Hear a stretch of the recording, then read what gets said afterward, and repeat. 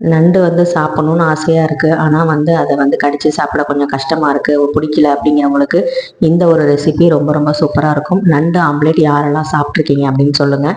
இது செய்கிறது ரொம்ப ரொம்ப ஈஸி தான். ஃபஸ்ட்டு வந்து ஒரு வாணலியில் நம்ம வந்து தண்ணி ஊற்றிட்டு அதில் வந்து மஞ்சத்தூள் கொஞ்சம் உப்பு போட்டுட்டு நண்டை வந்து அதில் போட்டு நல்லா வந்து வேக வச்சுக்கணும். அதுக்கு முன்னாடி நண்டை நல்லா கழுவிக்கோங்க.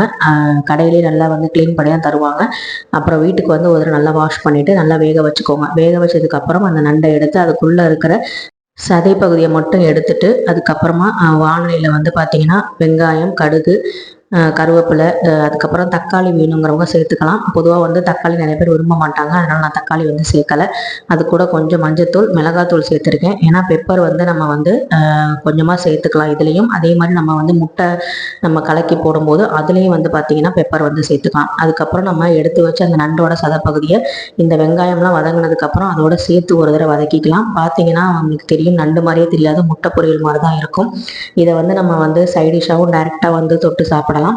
நமக்கு வந்து ஆம்லெட் போடணும் அப்படிங்கிறனால முட்டை வந்து 3 முட்டை வந்து உடச்சி ஊற்றிருக்கேன். இதை நல்லா வந்து பார்த்திங்கன்னா மிக்ஸ் பண்ணிக்கணும். அந்த நம்ம வதக்கி வச்சுருந்த அந்த நண்டு, வெங்காயம் இதோட சேர்த்து முட்டை நல்லா வந்து கலக்கி விட்டுக்கோங்க. இதோட கொஞ்சமாக வந்து கொத்தமல்லியும் வந்து சேர்த்துக்கோங்க.